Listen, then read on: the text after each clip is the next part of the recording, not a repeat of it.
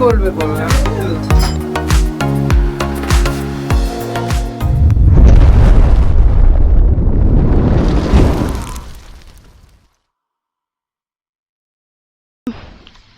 Finally আমরা বেরিয়ে পড়েছি সিকিমের উদ্দেশ্যে। খুবই এক্সাইটিং লাগছে বিকজ এটা আমার ফার্স্ট লং ট্যুর হচ্ছে। এর আগে দু একটা ট্রিপে গেছি, বাট সেগুলো খুবই শর্ট ট্রিপ। তো এখন চড়িয়াল মোড় ক্রস করছি। টাইম হচ্ছে সম্ভবত 6টা বেজে 10-15 হবে, কারণ ঘড়িটা এই মুহূর্তে দেখতে পাচ্ছি না। হাতটা পুরোটাই জাম হয়ে আছে, এই জায়গাটা দেখতে পাচ্ছেন। তো চড়িয়াল মোড় ক্রস করে যাচ্ছি। সবাইয়ের আমাদের মিট করার একটা প্লেস হয়েছে, যেটা শুনলাম প্রদীপের কাছে। সেটা হচ্ছে আমাদের পাবলিক লাইব্রেরির কাছে।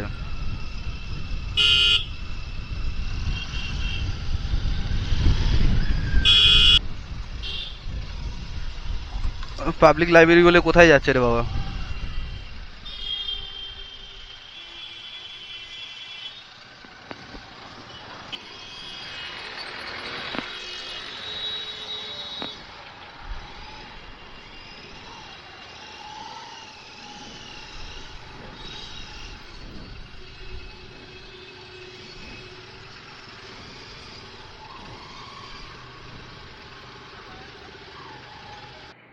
আমি তো একটু আগে নিয়েছিলাম, সামনে কিছু নেই, এখনো নেই সামনে।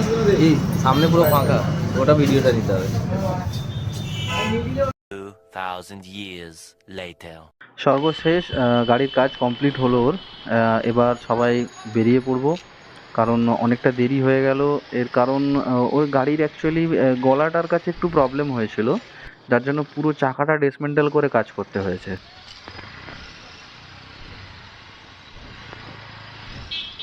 চলো চলো, ঢুকিয়ে দাও ঢুকিয়ে দাও।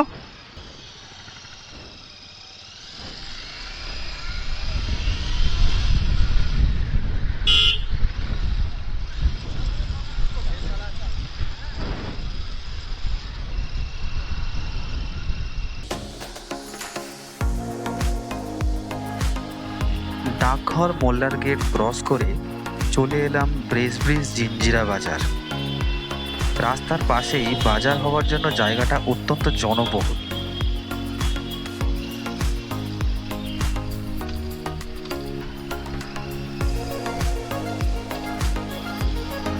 দেন জিঞ্জিরা বাজার ক্রস করে তারাতলা থেকে বাঁদিকে নিয়ে ধরে নিলাম জয় হিন্দ ব্রিজ।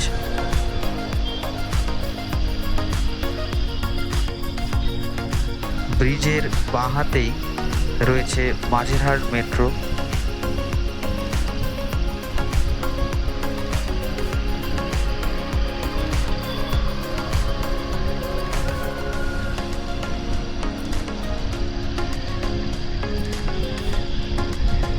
জয় হিন্দ ব্রিজ ক্রস করে কিছুটা এসে ডান দিকে আলিপুর রোড ধরে নিলাম।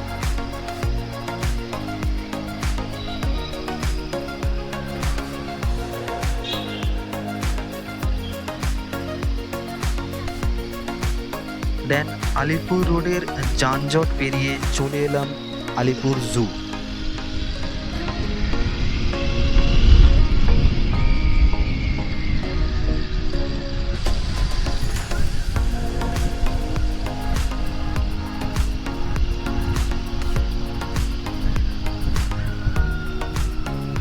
জুয়ের সামনের চওড়া রাস্তা ধরে জিরাট সেতু পেরিয়ে এজিসি বোস রোড ধরে সোজা চলে এলাম বিদ্যাসাগর সেতু বা দ্বিতীয় হুগলি ব্রিজ।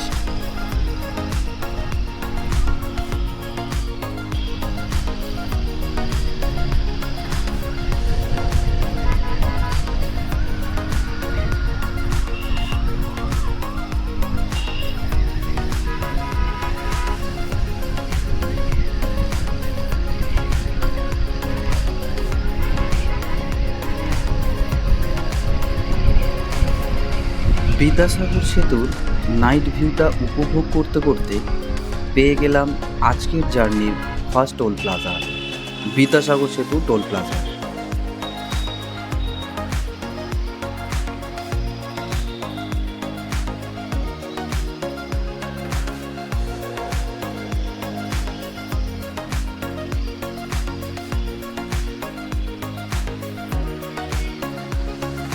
টোল গেটটা পেরিয়ে কোনা এক্সপ্রেসওয়ে ধরে এগিয়ে চললাম কল্যাণীর দিকে।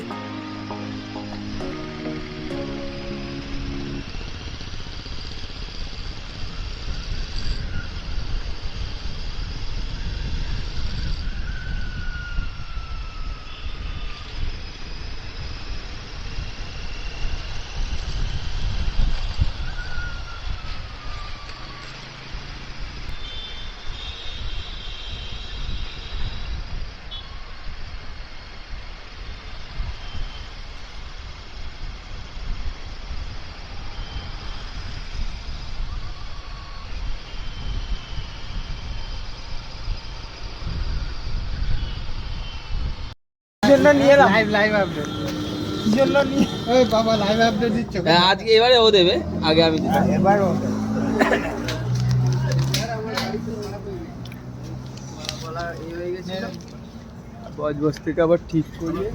বর্তমানে আমরা আছি এখন কল্যাণী আইটিআই মোড়ের কাছে।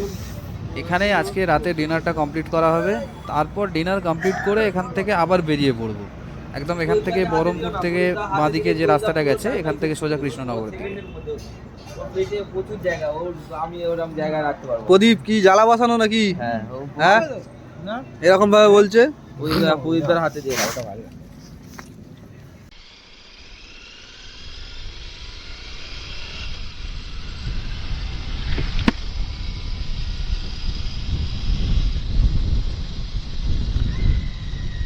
So good morning everyone.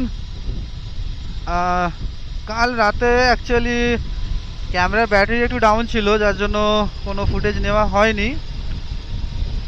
মানে মাঝ রাস্তায় কখন বন্ধ হয়ে গিয়েছে সেটাও আমি অতটা বুঝতে পারিনি।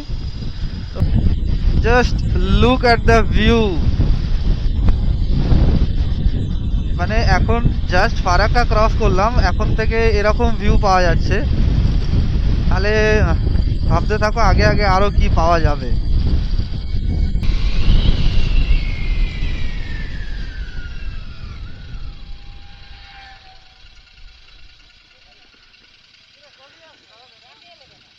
এগেন क्या हुआ? কি ঠান্ডায় সব জমে গেছে নাকি? কেডি বাবু এখন ভিডিও শুট করবে ব্লগিং এর জন্য। বিশাল বড় একটা ডান্ডা বার করে ফেলেছে, আর সেই ডান্ডার মধ্যে অ্যাটাচ হচ্ছে কেডি বাবুর আইফোন।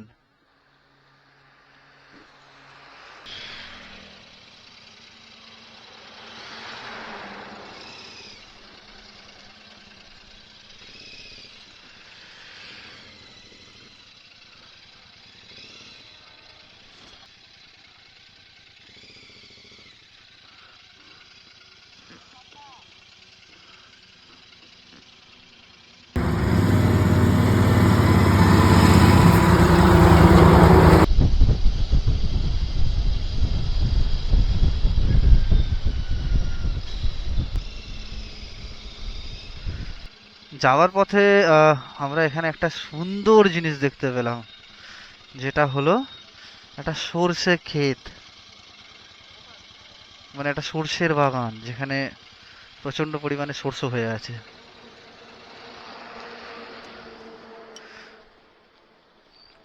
জিনিসটা দেখতেও অসাম লাগছে।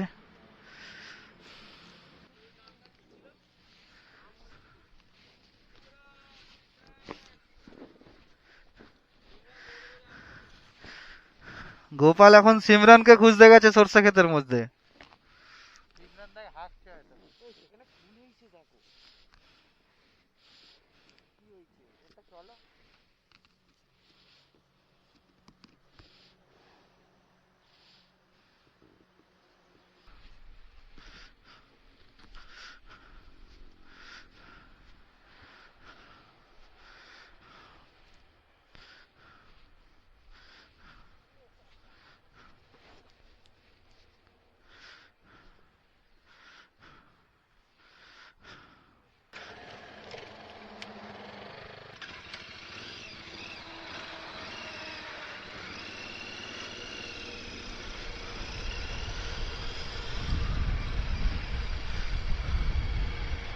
আসো।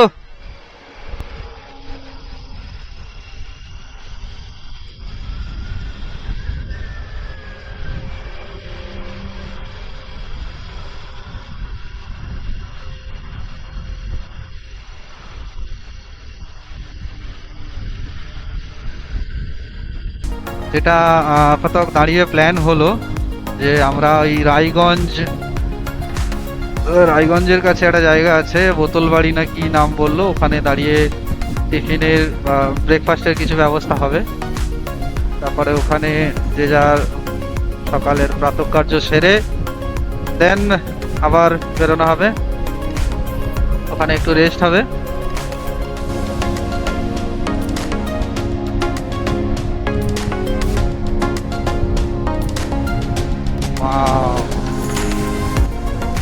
হাইওয়ের এই ভিউগুলোই দেখতে ভালো লাগে। এটা এখন জাস্ট হাইওয়ের ভিউ বলে এতটা সুন্দর লাগছে, এবার যখন আমরা পাহাড়ি এলাকায় যখন যাব সেই ভিউটা আরো দারুণ হবে আশা করছি।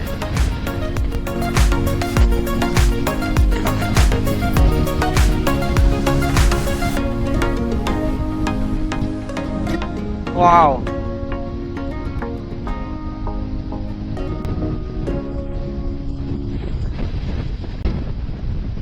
চারিদিকে কুয়াশায় কুয়াশা। এখানে গাড়ি অটোমেটিক্যালি স্লো করতে হবে।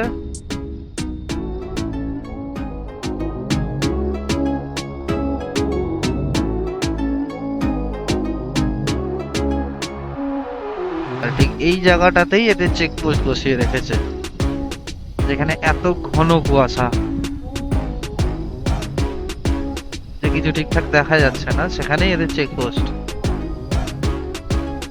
ঘন কুয়াশা, তার মধ্যে 4টে গাড়ি, অ্যাকচুয়ালি 5টা আছে। এই সকালে রাইডিং, উফ।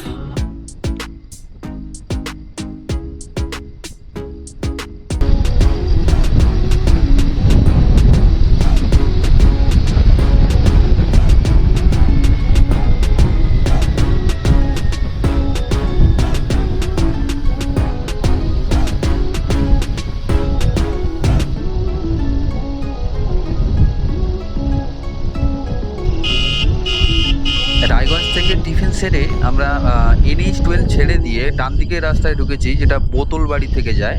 তো বোতলবাড়ি থেকে ডান দিকের রাস্তা আমরা ধরেছি, যেটা সোজা গিয়ে কানেক্ট করবে রুদেল ধানতলা মোড় হয়ে NH-27-এ। দেন NH-27 থেকে সোজা চলে যাব আমরা বিহার মোড়। দুধারে পুরো ফাঁকা জমি, মাঝখান থেকে রাস্তা, বাদিকে সর্ষে ক্ষেত, সর্ষে ফুল গাছ, সর্ষে গাছ, যাই বলো।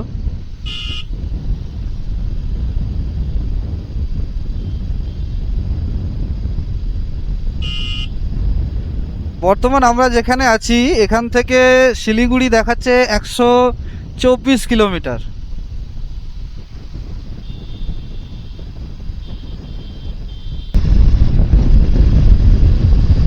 ওয়াও, এই জায়গার লুকটা দারুণ লাগছে।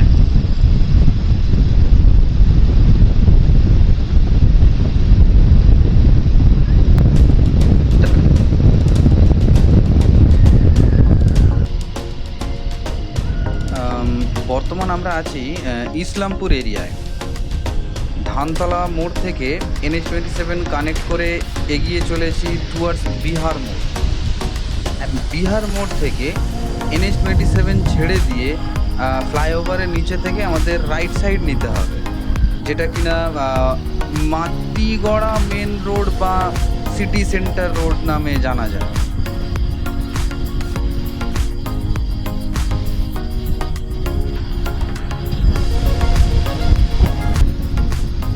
আর মোটামুটি আমরা শিলিগুড়ি এলাকায় ঢুকে গেছি। তো এখন চারিদিকে শুধু চা বাগান দেখতে পাওয়া যাচ্ছে।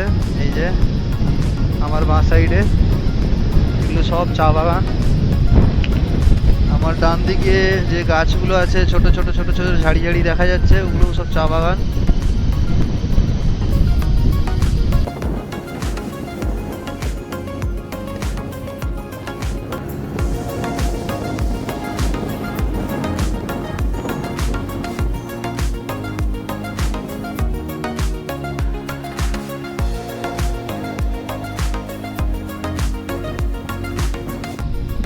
দেখো আমার ডান দিকে শুধু চা বাগান, বাঁ দিকেও শুধু চা বাগান।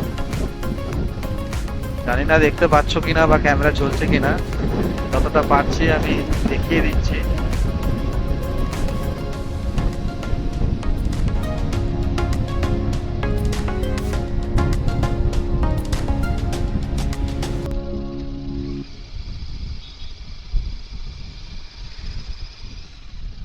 বাহ, এখানে একটা অ্যাক্সিডেন্ট ঘটেছে।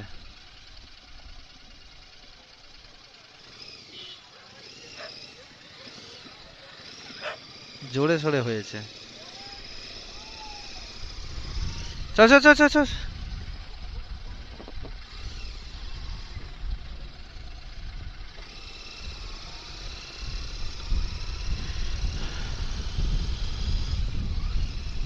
শিলিগুড়ি এখান থেকে মাত্র আর 13 কিলোমিটার, তো খুব বেশি দূরে নেই।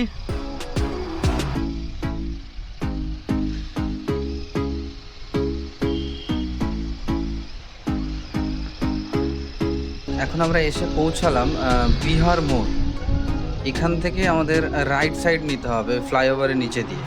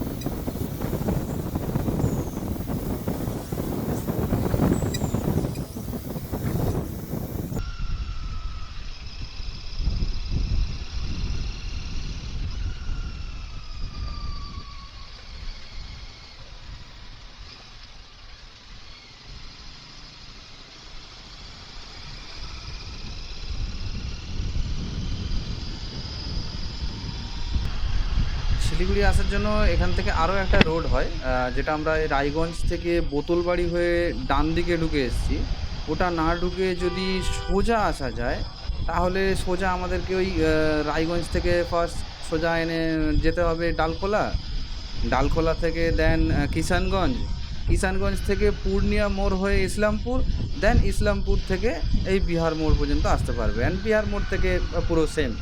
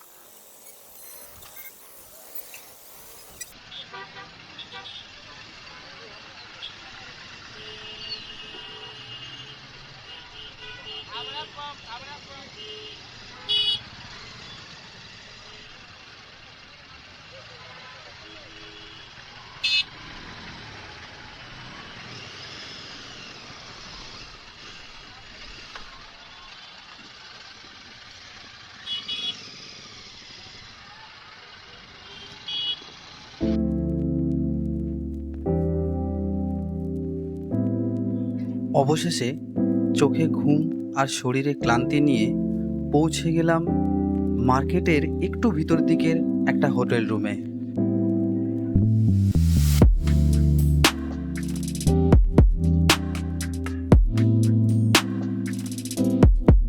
যেখানে গাড়িগুলো পার্ক করে দুপুরের লাঞ্চ সেরে রুমের মধ্যে মজা আর আড্ডার মধ্যে দিয়ে আজকের ভিডিওটা এখানেই শেষ করলাম। দেখা হচ্ছে নেক্সট পার্টে।